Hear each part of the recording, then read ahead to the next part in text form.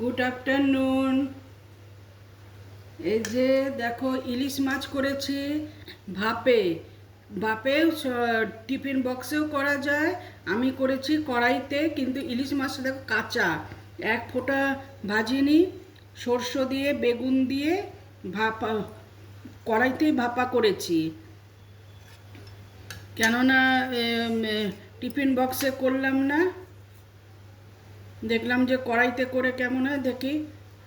এই যে একদম কাঁচা ইলিশটাই একদম ভাপা করেছি, কড়াইতে করেছি।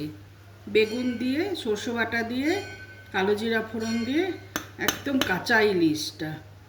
দেখবে কাঁচা ইলিশের স্বাদই আলাদা হয় রান্না করলে, যত একটু হালকা ভাজি না কেন, কিন্তু কাঁচা ইলিশের কিন্তু দুর্দান্ত স্বাদ হয়।